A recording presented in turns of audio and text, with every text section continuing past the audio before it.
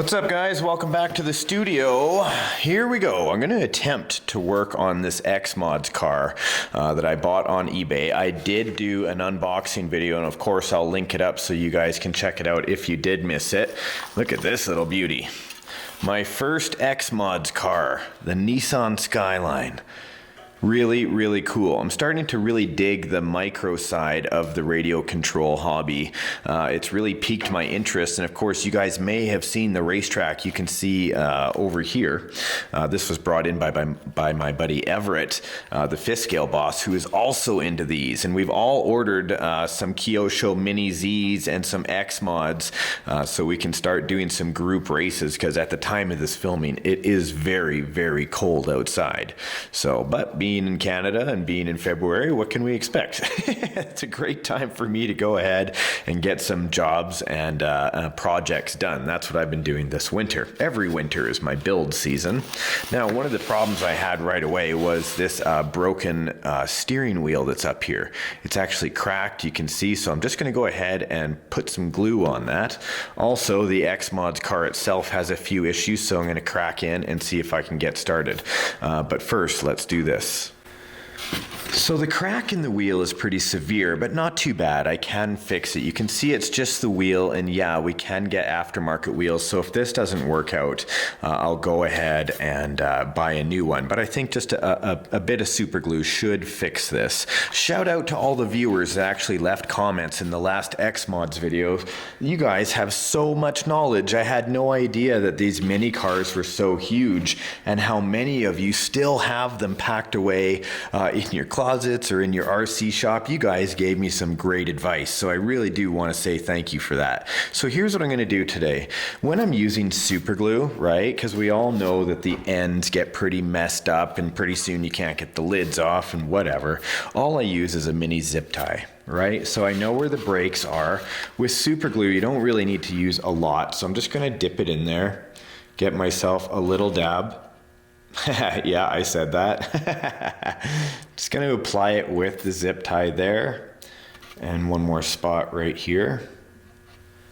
That way I don't have like a huge mess everywhere. I can line up where the brake is, and then of course just hold it for a few seconds. Update guys, 60 seconds later, this thing is fixed and mobile. Alright, I think I have everything I need. A couple of small screwdrivers here, and a blade, and everything is good to go. One of the things I'm noticing now, I know very little, in fact almost nothing about how these cars work. So forgive me to all the superior RC guys out there that actually do know their XMods inside and out. I am just discovering, and one of the first things I've discovered is this battery tray moves back and forth. Now I was looking at it and it looks like there's actually a pin or a screw that should fit into one of these three holes to make this not move around. I'm assuming this is for weight distribution on one side. Aha, the old instruction book. Can it ever tell you so much about what you need to know?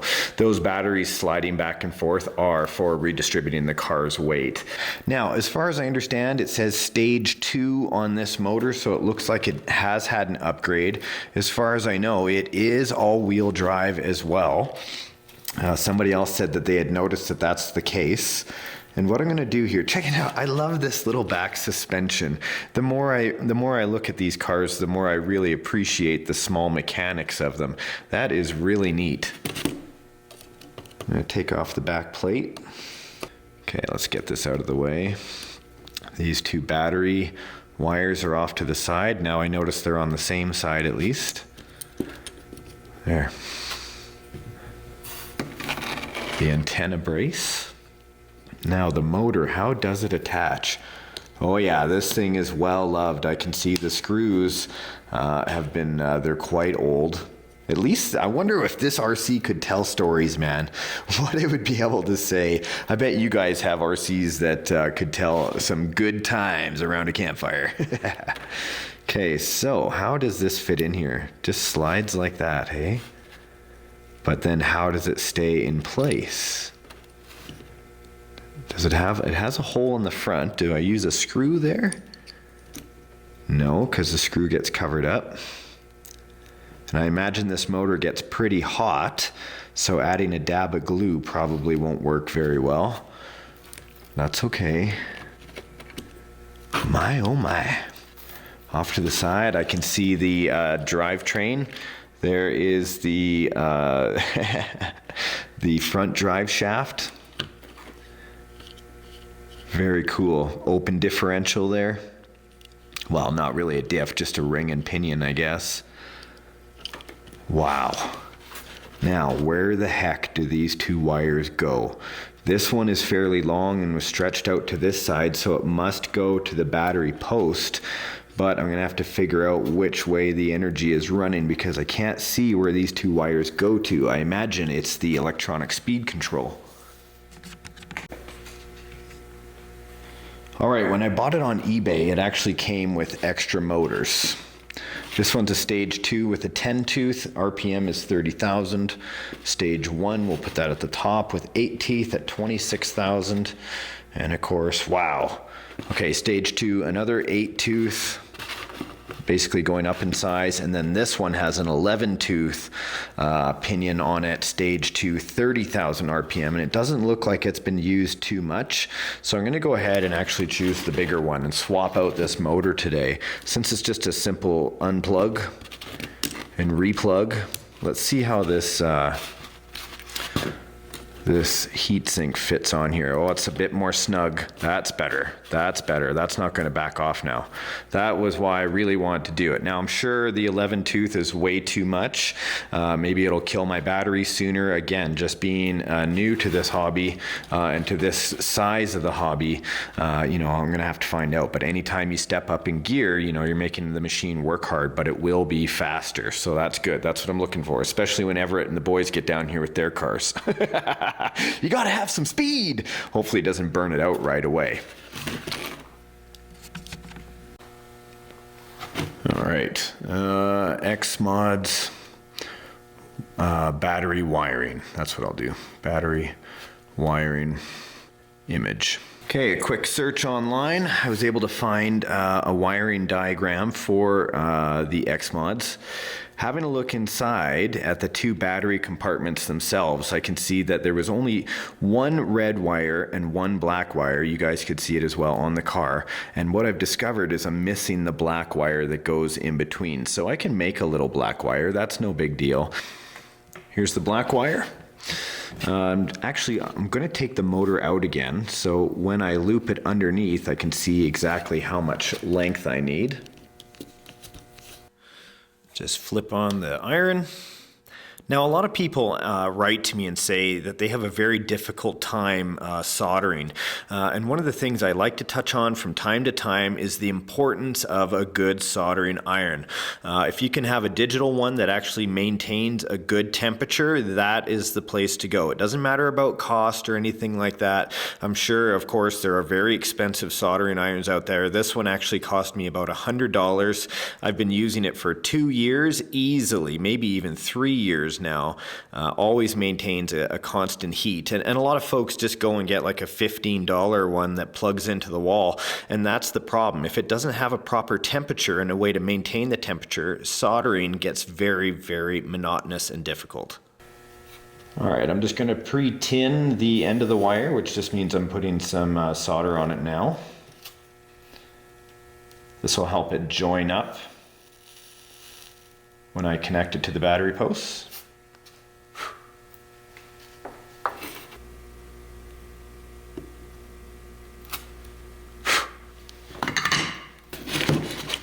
A lot of people were saying to me that the AAA rechargeable ones these days will get our best bang for our buck out of speed with this little guy. So I'm going to look at getting some of those. If you guys have suggestions on what kind of rechargeable batteries you think are best for this car, I'm certainly interested in knowing, please. That would be a great help.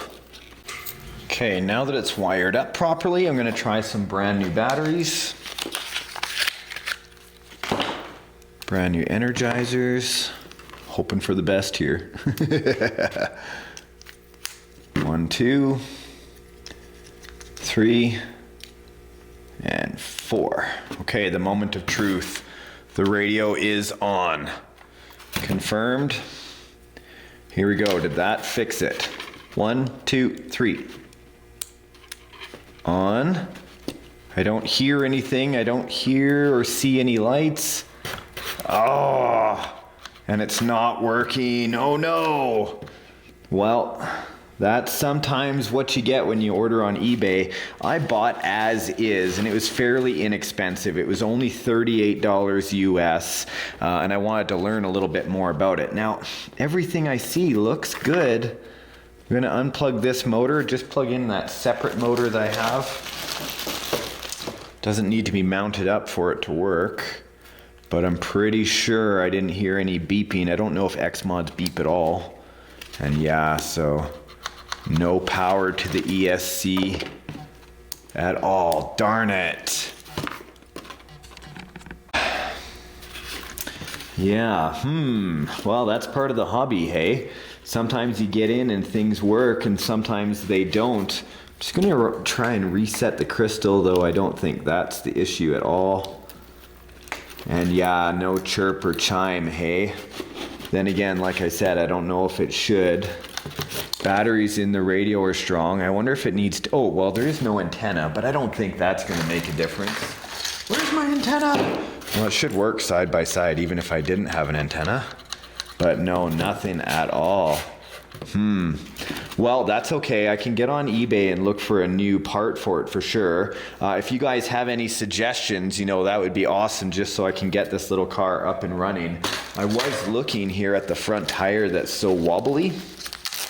And of course I get out the, who's familiar with this little tool? This is the wheel nut tightener for the XMods. Oh, it feels kind of stripped out actually, that ending. Maybe this car is just a POS. Well loved, and now it can be a parts car. Let's see. Oh, it's not too bad. It looks like it could use a new front bushing, or that one. And then let's look at the really wobbly one up here. Let's see if I can tighten that one up at all without it stripping. No, it's pretty tight already. So it looks like I got quite a bit of slop on the front end. I may have to say goodbye to this car overall and just use it as a parts car for learning. But that happens in the hobby. I took a risk on eBay. I don't mind, you know, doing that from time to time, buying it as is. I knew what I was getting into. But look at how much we've learned about the car just by having it, you know, like any online tutorial about anything is going to cost $50. And to be able to be here and to work it in person, and to figure out what's wrong, well, geez, that's worth it. Oh, I also see the front diff is slipping quite a bit. It's not tight in here at all.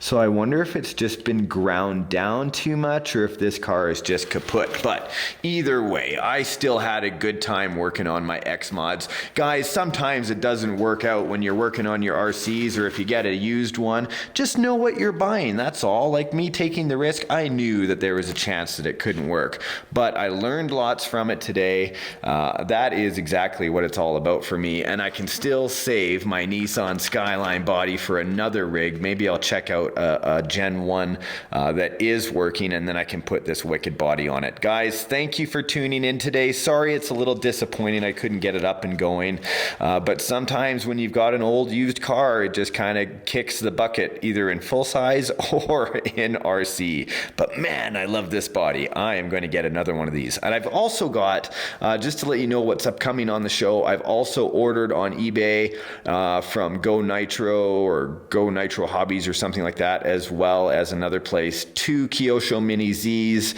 a yellow Subaru and a blue Subaru, as well as a 2-wheel drive model, all for the racing that we have coming up here. So stay tuned. I'm going to be unboxing that. Well, I'm sure we're going to have more success than we had with this little guy. But man, I love the red rocker arms in there, just the suspension, everything about this part of the hobby I'm really starting to dig. So go ahead and be a subscriber, or of course become part of the notification squad. That way you won't ever miss a video that I do here. And if you're interested in the RC hobby, please leave a comment down below. Do you have advice for me on this car? Please leave a comment down below. Thank you to everybody that writes in, and we'll see you in the next episode of RC Adventures. Now get outside or inside and have fun with RC. Bye guys.